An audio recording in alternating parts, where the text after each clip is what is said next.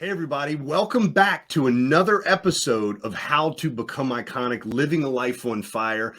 I have a special guest for you today. Her name is Kathryn Tague. She's one of my great friends, and you are in for a treat. There's dirt on my hands. Welcome to Build an Iconic Life podcast. I'm your host, Chris Whitehead, and this podcast is dedicated to help you build a life with zero regrets by focusing on how you have everything you need to stand up, stand out, and live life on your terms. Let's dive right in.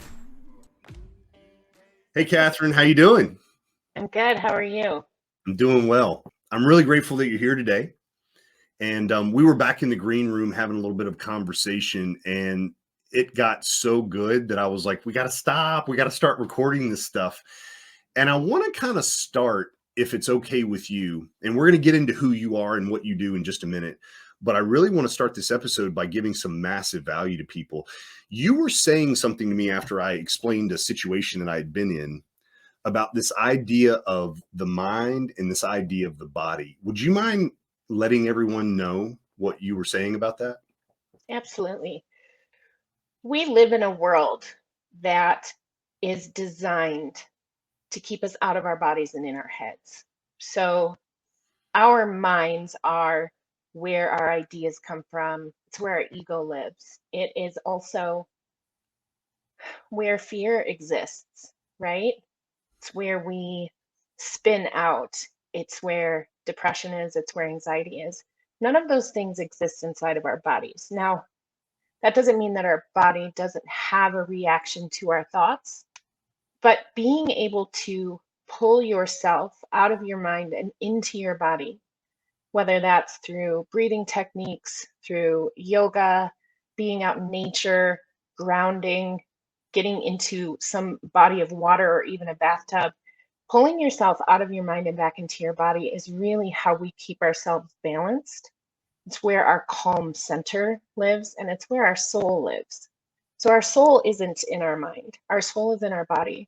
And if we can pull ourselves out of our head, out of the spinning, out of the storms, out of the emotion, out of your ego, and pull it back into your body, right here in your chest, and connect to your soul, that's where your answers live. Let me ask you really quick. We've talked about what activities you can do to be in your body. What are some of the activities that you know that are typical that people do that keep them in their minds? Staring at your phone, listening to podcasts, reading books. These are all really useful and powerful activities when you are in a mind space, and you have to be in a mind space sometimes, right? Mm-hmm. Like as a business owner, as a coach, as a parent, you have to be in your mind at times. But what happens is we get so sucked into this mind space that we forget to connect to our bodies. We do not connect to our bodies every single day. And if you're not connecting to your body day after day after day, if you're disconnected from your soul day after day after day, eventually you will start to lose touch with your humanness. Does that make sense?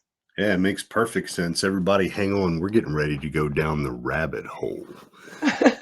Kathryn, I want everybody, before we keep going on, one of the things that I know is important, especially when like this massive information is coming that is so beneficial, it's like, who the hell is this person that's talking to me? So tell us a little bit about who you are, what you do, and what your mission is. That's a big question. I'm a coach, first and foremost. I work mostly with women. I help women literally get out of their heads and into their bodies. We, as women, and I'm just going to speak as a woman because I am Sure. a woman, and I've found this to be true for men too, but I don't want to speak for men. We are taught from a very, very young age not to trust our bodies. This goes beyond body positivity. This goes beyond loving the way you look physically. We are taught as very young girls not to feel our feelings, not to trust our intuition, not to trust our instincts.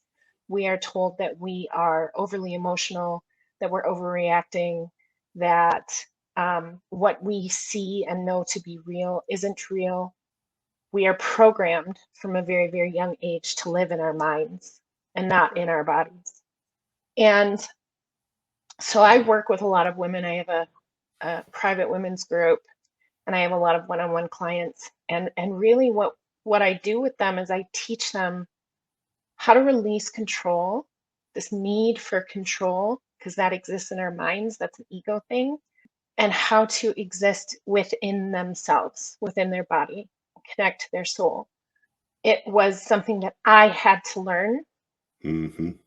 I was going through a really, a really difficult breakup with my daughter's father. We'd been together for 11 years, and my world was burning down. And I had already been in the spiritual space and in the coaching space for years before that.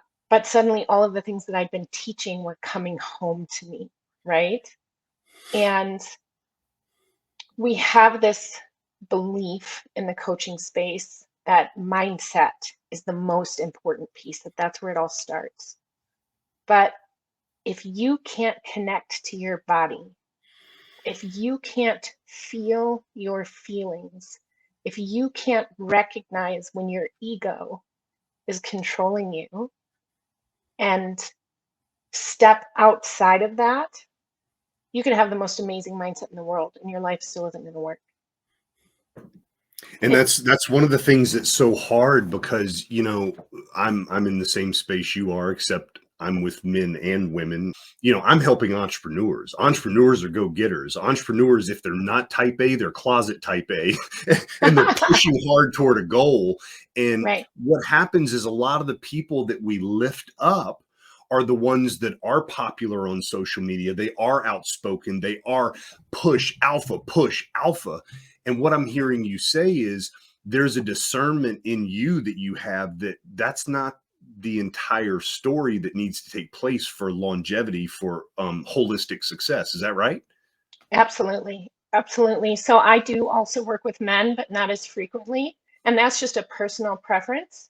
I have done a lot of work in the last 5 or 6 years to really, and especially in the last 3 years, to really move into my feminine. We are, as entrepreneurs, and even just in the world, we are raised in the masculine Mm-hmm. in the sense of push, push, push, go, go, go. And just recently, you'll see people are talking more and more about the divine feminine and the divine masculine and things like that. That's a really new conversation. When I first started having this conversation 5 or 6 years ago, people didn't know what to do with it. And for years and years and years, the feminine, and I don't just mean the outward expression of feminine, I mean feminine energy, was considered to be less than, it was considered to be weak. And I felt that deeply. And so I actively choose to work with women. I do work with some men, but really what it is the men that I work with present outwardly as being really solid, right?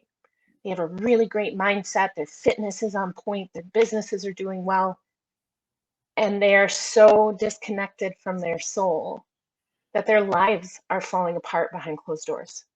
And this Mm-hmm. isn't just a question of, oh, I'm doing it for the gram. I mean, they can't even admit to themselves how unhappy they are. They can't even admit to themselves how disconnected from life they feel. These are people, and even the women who come to me and they say, I don't know how to be present. And, intuitively, it's like, what do you mean you don't know how to be present? That's super easy. Put your phone down. We are not programmed to be present. Yeah, we're in our minds. If you are in your mind and not in your body, you are not present. You are either living in the past or thinking about the future. To be truly fully present in your specific moment in that life, you have to be in your body because your body is what's in the here and now. Your mind is back there, your mind is up there. Your body is here in this moment. If you can't connect to your body, you cannot be present.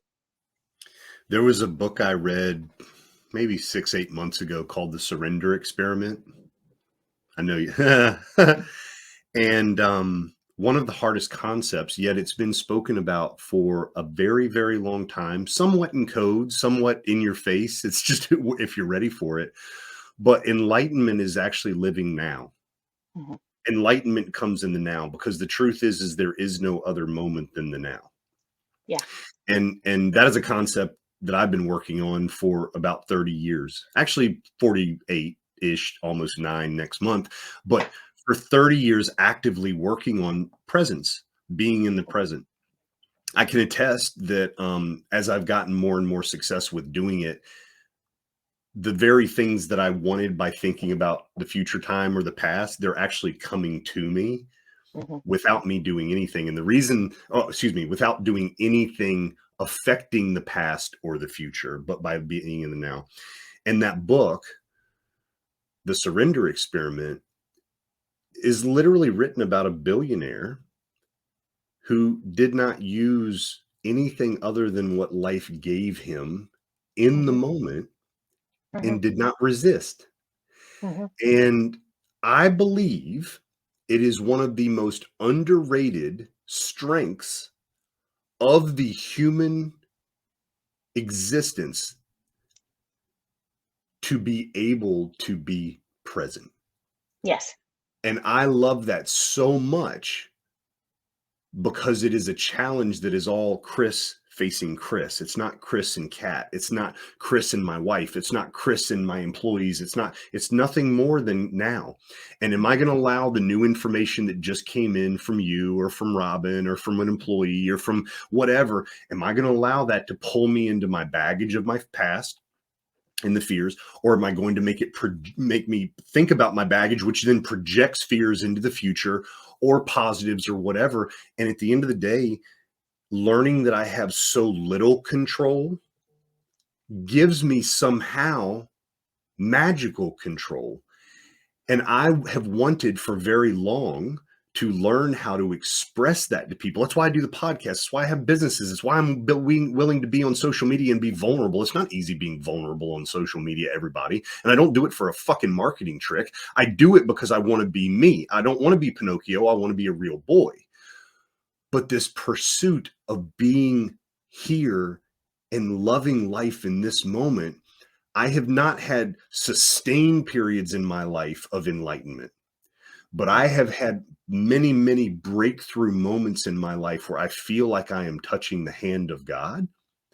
And it is the most exquisite experience that I ever could. And I would love to hear your experiences with that, your tips with that, or even your feedback on what I just said. If you disagree with that, I'm cool with any of it. Oh yeah. No, I love what you just said. I do want to mention though, there is something to be said for an active practice of going into your past and working to heal your inner child. That is a big part of what I do, especially early on with Mm, my one-on-one coaching clients, because living in our mind, living in our head, disconnecting from our body is something we're taught as children. We disassociate, we disconnect from ourselves, we self abandon so that we can connect to our caregivers, right? So that we can connect to our friends, so that we can feel as though we're a part of tribe. And we have these adaptive tendencies and adaptive behaviors that are programmed into us as children, not even consciously, that we bring with us into adulthood. And that's one of the things that makes it so hard for people to connect to their bodies, for them to, as adults, sit in their feelings, sit in their bodies. It's why it's so easy for us to disassociate whenever we get into really any sort of situation that feels uncomfortable or reminds us of the past. And so becoming present in the moment, being able to connect to your body requires a certain level of healing work that goes on, healing your inner child, healing your inner teenager, sort of confronting the triggers from your past, confronting that pain, not so that you can wallow in it, not so that you can, oh, woe is me. Oh, these horrible things happened to me as a child. I wasn't loved, or I was abused, or whatever it is. But being able to look at those things and say, yeah, these things happened to me. And I learned these adaptive behaviors because of it. And they got me here. And here's a good place to be. So now I'm going to heal those things. I'm going to release those things so that I can be present in this moment. One of the, as you were saying that, one of the things that it made a red flag come up because of experiences in my life, how quickly we are to immediately give our power away to somebody that we feel because of the presence that they have on social media or the presence that they have with whatever successful thing that attracts us to paying attention to them, how quick we are to give them our personal power. And what it has taught me, because I've been burned from it a few times, and you've admitted that you have too,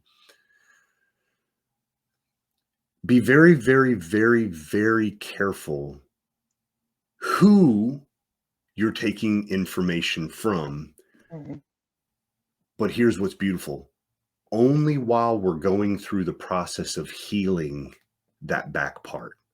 Mhm. Because the real beauty of what you're talking about doing, at least my experience, once you have started to do that, it doesn't matter what information comes.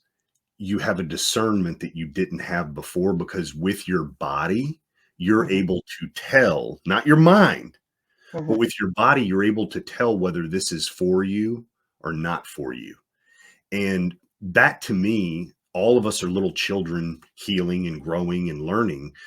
That, to me, is the most freedom that a human can have, is to realize that no matter what comes against me, it's quite okay. I am exactly who I'm supposed to be doing, exactly what I'm supposed to be doing in this moment. Thoughts? Yeah. So one of the things that was given to me by a coach who was also a healer years ago was the understanding that anything that happens, right? Any sort of um, trigger or painful experience, any sort of amazing, beautiful experience, it's all in service. It's all in service. So even now, years later, when I find myself in a situation where it's painful or it feels very triggering or it brings up a lot of emotions for me, if I can step back even just for a minute and take a deep breath and remind myself, this is in service. I may not know what it's in service to, other than it's in service to me. Um, but that sort of helps to, again, pull me out of my mind and bring me back into my body. That deep breath, hands on my heart, pulls you back in, triggers the vagus nerve, pulls Okay. you out of fight or flight, right? And it gives me the opportunity to really sort of rest in the knowing that while going through whatever it is may be painful and difficult, I will come out the other side and I will have learned so much from it. It is in service. And I tell my clients that, I tell my children that all the time. I know, and it's not to invalidate what they're experiencing, because that's real, Hmm. right? That's real. Even if it's a trigger from the past, you're still feeling it again. It's real. But whatever it is, we will get you through it, and you will find that it's in service. The other thing that really helps is to remind myself and clients all of the time, this is just part of your journey. And life is medicine. Life is medicine. Even the really, really hard stuff, even the really, really painful stuff, it's all medicine to bring us to a better place. It's like you talked about enlightenment. Ascension is a big topic Yeah. in the spiritual space right now. And what people don't understand is, along with this enlightenment being present, like enlightenment is about being present, ascension is about being in your body. True ascension is about going inward. It's about taking that medicine, that life is medicine, and putting it inside your body and learning from it and growing from it. Ascension and enlightenment, it's not like we're all going to suddenly grow wings or become light beings. What it Right. is we're going to go inside and we're going to connect to the divinity that exists within each and every one of us. That's how we ascend. That's true enlightenment. Being present, being connected to your body, no more disassociating, feeling what you're feeling, walking through the journey, having the experiences, recognizing that it's in service. That's the true ascension. That's true enlightenment. It's not something external, it's all internal. It's learning to source everything from inside you: validation, worth, happiness, peace, calm, whatever it is that you're looking for from inside of yourself, instead of trying to source it from something outside of you. One of the most beautiful things that I'm experiencing right now, like I said, we have kids ranging from 18 to 20 years old right now. Mhm. Because they weren't quite born with a phone in their hand, but by the time they were 8, they really had started paying attention to it.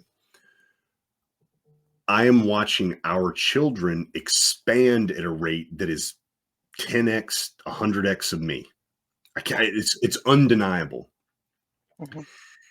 And the beauty of it is that they're becoming the teachers much, much sooner than classically we've ever allowed them to become. Yes. And it's also at the same speed at which technology is rising. Mhm.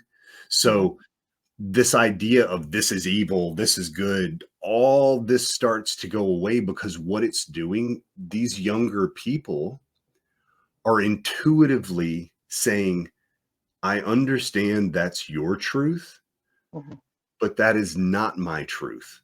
Mhm. And they're strong in the knowing of that, even if they don't know what their truth yet is.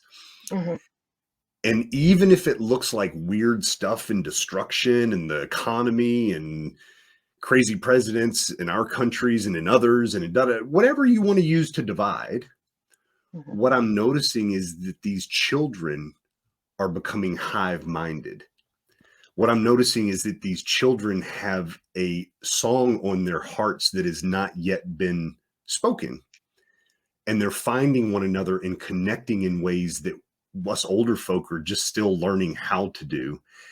And I'm so grateful to be able to, number one, see it, and number two, play with it, and number three, have that teach me new ways of letting go of control over Mhm. other people, um, because it allows me to go do my art.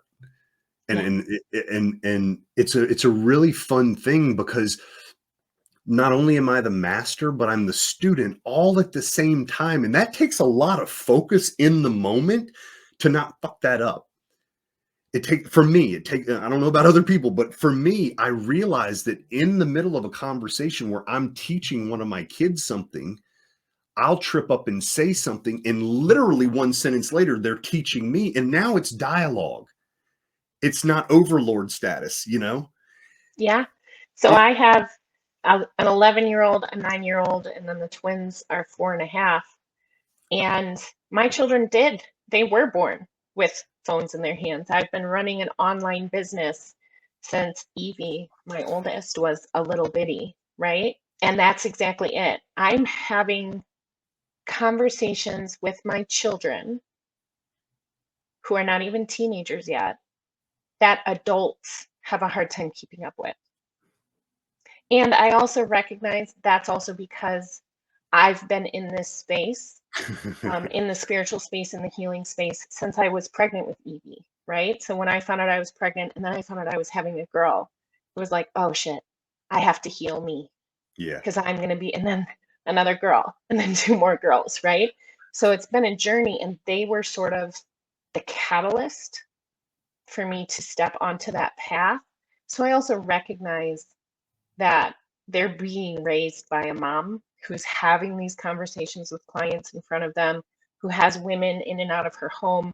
I have women who come here and spend weekends with me, and we, you know, do spell crafting and we do healing, and they just sort of immerse themselves in my life. So my daughters are being raised in that, but even more than that, they are being raised in a culture that is finally starting to openly have these conversations. They are watching videos on TikTok, and they're, meeting people. I have friends across the globe that I've connected with online whose children are friends with my daughters, right? They've never met in person, but they're having these amazing conversations online with a global community that we didn't have when we were growing up, Right. Now, the flip side of that is I'm also really, really aware of the fact that, like I said at the beginning of this, we use our phones to disassociate. So I do have rules around screen time. You need to put your phone down. You need to go outside. We go up into the mountains as a family. We go out into the woods as a family. Like, we do breathing and, all of those sort of like get back into your body activities with the girls. But I'm definitely not one of those parents who's like, oh, the internet is horrible for children and they're turning into zombies. No, like, Right. whole universe has been opened up to my children in ways that I didn't get to have it until I was in my 30s, because it didn't exist before then. The conversation wasn't being had, at least not on this scale, until the internet, and really just until about 4 or 5 years ago. Yeah.